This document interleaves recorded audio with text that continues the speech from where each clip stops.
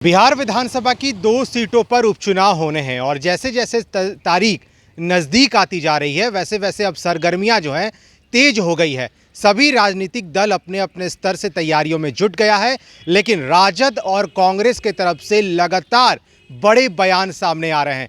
एक बार फिर से देखिए, कांग्रेस के बिहार प्रभारी भक्त चरण दास ने राजद पर बड़ा हमला बोला है। भक्त चरण दास ने कहा है कि जिन लोगों के खिलाफ हम एक साथ होकर लड़ रहे थे, आज उनके खिलाफ लगता है राजद जाना चाह रहा है।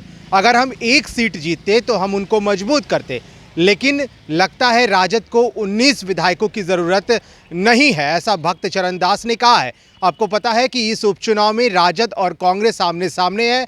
हालांकि राजद की तरफ से जो बयान आए थे वो हमने आपको दिखाया था। राजद के राष्ट्रीय उपाध्यक्ष शिवानंद तिवारी ने जो बयान दिया था, उन्होंने कहा था कि हम 70 सीट दिए थे कांग्रेस को, अगर उसमें से अगर हम 50 सीट पर लड़ते तो आज महागठबंधन की सरकार बिहार में बनी होती। लेकिन 70 सीट में कांग्रेस ने कितने कम सीटें जीती है ये सबके सामने है, और इसी आधार पर आगे गठबंधन तय होगा कि आगे जो है चुनाव में किस तरह से कांग्रेस सीट के लिए अपना दावा पेश करेगी। लेकिन इधर बिहार कांग्रेस प्रभारी भक्त चरण दास लगातार राष्ट्रीय जनता दल पे हमलावर हैं। वो कह रहे हैं कि राजद हमें कमजोर कर रही है।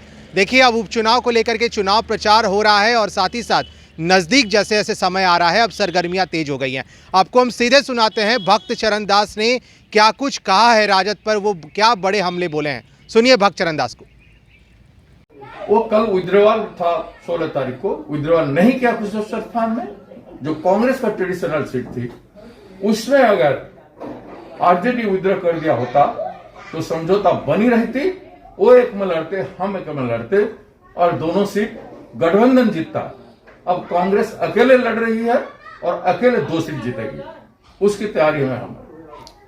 क्या वजह लगती है सर, आरजेडी ने जिस तरीके से साथ छोड़ा अपने पुराने एलआई का, उसके पीछे क्या आपको रणनीति या आरजेडी की क्या वजह लगती है? वो क्या सोचे, उनका तर्क है कि कुशेश्वर स्थान पिछले 5 बार से हमारे ट्रेडिशनल सीट रहा है, उसमें हम पिछले चुनाव में नहीं जीत पाए और उसमें वो जीत सकते हैं। वो हम और तुम क्यों कर रहे हैं?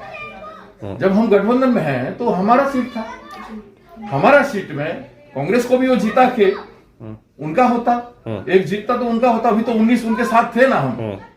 अब हम 19 विधायक को उन्होंने महत्व क्यों नहीं दिया? इसका मतलब है जिस विचारधारा से, जिस सांप्रदायिकता विरोधी विचारधारा से, सेकुलर विचारधारा से लेफ्ट आरजेडी और कांग्रेस का एक था, उस विचारधारा से आप हट गए हो। तो आपका समझौता किससे हुआ है? आप 19 विधायक का समर्थन जरूरत नहीं है तो किसका समर्थन आपको प्राप्त है? सरकार बनाओगे तो हमारा 19 का समर्थन चाहिए था ना, एक जीतता तो 20 आपका होता ना। तंत्र मंत्र के बादशाह, भारत के जाने माने सर्वश्रेष्ठ गुरु खान जी, मिलेगा हर समस्या का समाधान गारंटी के साथ। मेरी बेटी की शादी के लिए बहुत से रिश्ते आते थे, पर कोई न कोई अड़चन पड़ जाती थी। इसी वजह से मेरा पूरा परिवार बहुत परेशान था। बाबा जी की दुआओं से आज मेरी बेटी एक बड़े घर की बहू बनी। भटको चाहे जहां, काम होगा सिर्फ यहाँ। गृह कलेश, कर्ज मुक्ति, प्रेम विवाह, जादू टोना, पति पत्नी में अनबन, सौतन या दुश्मन से छुटकारा, विदेश यात्रा में रुकावट, फिल्मों में प्रवेश और कोर्ट कचहरी जैसी समस्याओं का समाधान। सभी समस्याओं का समाधान गुरु खान जी। अभी कॉल करें 9821707996। तो आप ऐसा क्यों किया? इसके पीछे कोई राजनीतिक चाल जरूर है, इसमें कोई एक है जो आप खुल कर नहीं कह पा रहे हो। अब चुनाव के बाद कोई आपका साजिश हो सकता है कि आप उनके साथ जाओगे। जिस ताकत के खिलाफ हम सब लोग एक हुए थे, उस शक्ति के साथ आप जाने वाले हो, यह स्पष्ट होता है। आपका इशारा बीजेपी की तरफ है कि आरजेडी बीजेपी से हाथ मिला सकती है या पर्दे के पीछे बातचीत करने की वजह से? मेरा सवाल फंडामेंटल है कि मेरा 19 एमएलए को आपने जब जरूरत नहीं है तो किसका जरूरत आपको है?